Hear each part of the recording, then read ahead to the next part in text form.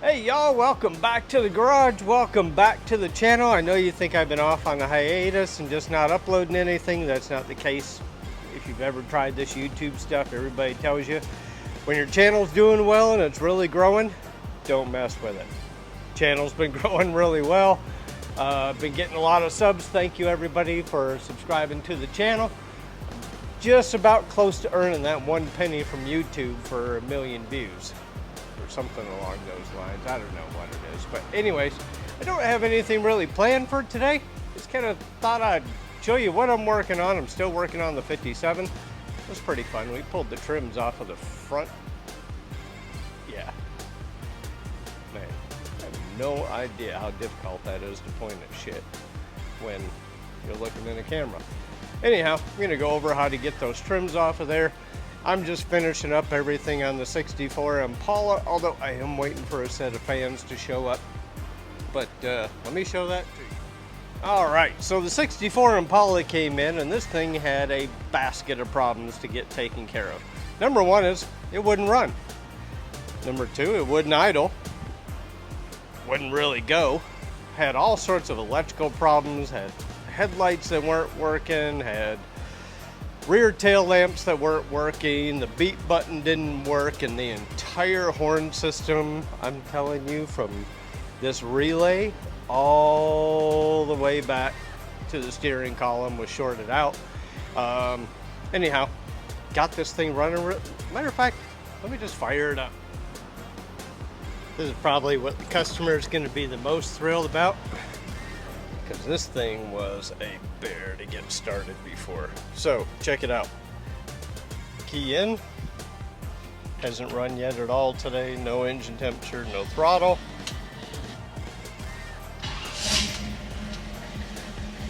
Look at that.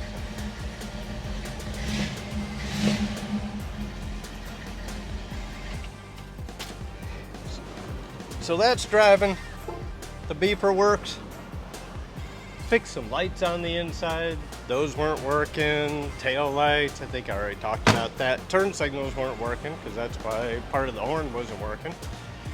And then let's see, we put an engine dress-up kit on there. We painted the engine. We blacked out the water pump because it was already black. Tuned the carburetor really well. Cleaned it out. Eliminated the fuel pump. Put an electric fuel pump in here. That was a big part of the problem. And did some other things. Let's see, what else did we do? Oh, blacked out all the wheel wells, re-cleaned and painted all the brake drums all the way around. Oh, new steering gearbox. Yeah, it's got a new steering gearbox. I'm just waiting for a set of fans that actually fit. I don't know what somebody was thinking with that whole deal, but it's not proper cooling. So I ordered a new set of fans from Summit. Those are supposed to be here today, but it looks like somebody took a wrong turn, or actually didn't turn when they got to Amarillo and they ended up in Fort Worth. They still say they're being delivered today, but we shall see. Also picked up that air cleaner to put on there. It had the same one on it. It was just a really small, like 9-inch or something like that. Wasn't sufficient. And what else? A lot of timing adjustments. Oh. Did the chrome water pump and harmonic balancer pulley just to dress it up, make it look nice. It's not a performance car, it's a nice cruiser. All right, now that I just recorded 10 minutes of footage without my microphone on, we're starting this all over again, but here's where I'm at on the 57 Chevy.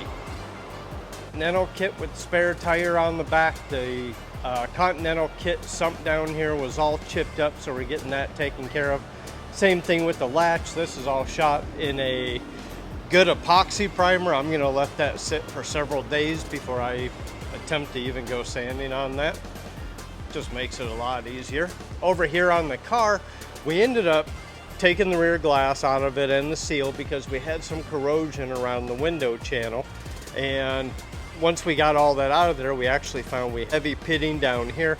Got this all wired wheeled out of there. Metal was still nice and thick, so we were able to fill that and re-etch primer this.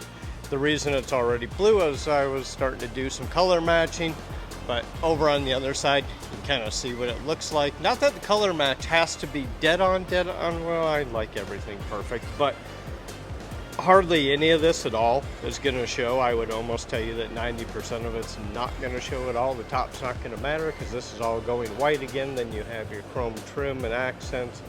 It's got all the chrome. Probably the only spot that you're actually going to see after the window is in is right there where there was just a big old gnarly great white attack paint chip that took place. And anyhow, that's the only spot that I'm going to say that you're really going to see. So I'm going to blend a little bit of color, and then we're just going to clear coat the whole thing all the way down and down to the rear bumper, because that's how it's going to look best. We're going to reshoot the entire roof on the car. And I had to fill some holes where the exterior visor was. They didn't seem to be in the right place. And then secondly, the nut certs that were in there were like 3/16 tall, and they're supposed to be a flush mount, so that wasn't working out. Had a bunch of corrosion around this window as well, some body damage up here. Had to resize the holes up here for our body trims. Body worked the entire hood on it. This in the front, oops. This here in the front where your hood ornaments go, well, these get loose and they start to wiggle around, so they had chipped up the paint. The holes had all gotten wallered out. Same thing over on this side. In the very front, you may see a lot of guys, they body work the 57s and they take the crease right out of the middle. I don't know, that's not my preference. When I look at a booty, I want a crease in the middle. I don't want it smooth all the way across. That's just weird, alien-like. Let's see. Popped the hood off it, knocked out all this body work. Same thing up here. Had some chips, had some cracks, had some poor clear coat that wasn't really holding over here. Had kind of the same thing going on right over on this side. Some chips, you know, from rocks getting thrown, stuff like that.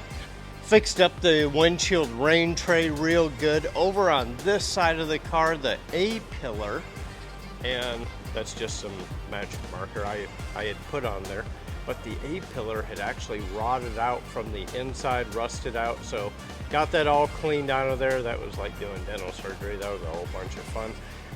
Was able to get it all welded back in, nice and clean again, using a bunch of fireproof fiberglass blankets. Was able to get that all welded in and body worked, and I just got to finish that up there. This side is all prepped up as well, and frankly the customer called and said, hey, I'd really like to take those moldings off of the front fender because they've been painted around several times, and he's not kidding, they have. There's quite a ridge right there, so I said I'd go ahead and take them out.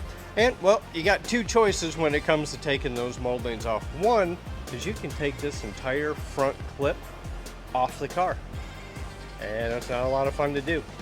Or number two is you can take the inner fender air ducts out, which will give you just enough room that you can get to all the fasteners from about this position the rest of the way down. It's typically the last three that are the hardest ones to get to. The rest of them in the front, very simple. You just get to them from the wheel well, and they're just the pressure nuts. They come off real easy. Those last three are a real bugger to get to. So let's talk about how you do it. All right, so check it out. You got to take the hood off of the car, and you got to take the hood hinges off.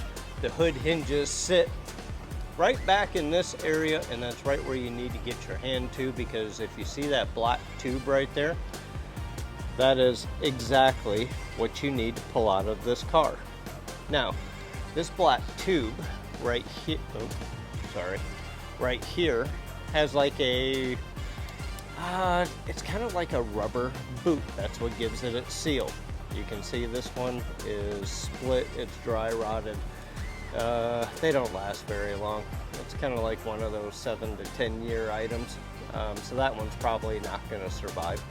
And then you can see down here where it attaches to the firewall, right? So on the inside of the car,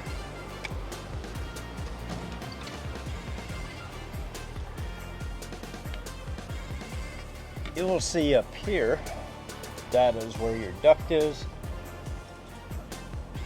This is the grill, That's held on with 3 screws, and you just pop that off. And what that grill does is just help direct the air coming into the car so it's not blowing up one pant leg, right? And then you'll see that you have 3 fasteners right there. You got to take those 3 out. That'll loosen up this tube, at least to the firewall.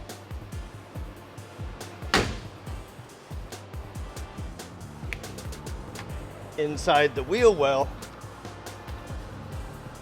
there is 1 bolt right there. You'll have to take, wait, can you even see that?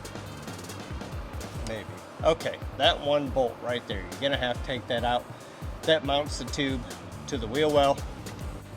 And if I can turn this around and get this camera in here and this light and get the angle just right, somewhat.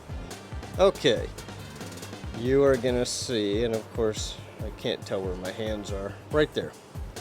You're gonna have to take that bolt out, and then the end of this is connected to the shutter door. You will have to lift that up and off, but there is a retainer clip that keeps it in place on there, and you don't want to lose that clip. Now, I've already taken this out of the other side. It's not a lot of fun to do.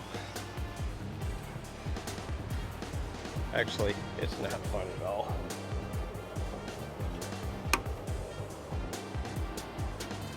But I'll show you what it looks like so you got a really good idea. There's the shutter door I was talking about. This is where your cable mounts. That is where your cable secures. That is where it bolts to your firewall.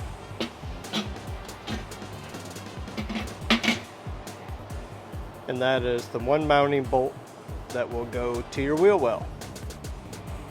And when you take this out of the car, I'm going to tell you, go ahead and order that gasket because it is going to fall apart. It's just like the rubber one. It's a 5-7 year seal. That's about all they're good for.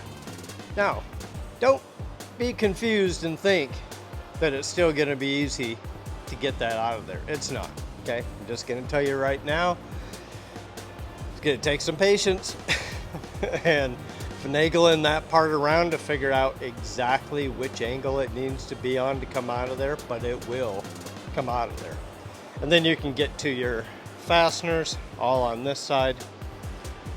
Matter of fact, I only have 1 more to get to. I could get to these 2. I cannot reach that one. See, check it out, and I'm going to show you every one of them except that last one.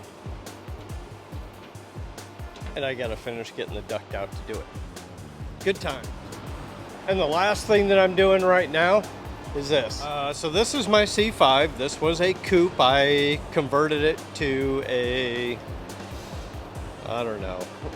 It's an FRC. It's a Z06. It still retains the Targa roof. But when I did this and I did the grafting, I kind of did it in a little bit of a hurry because I was moving, didn't have the proper amount of time to really let it dry.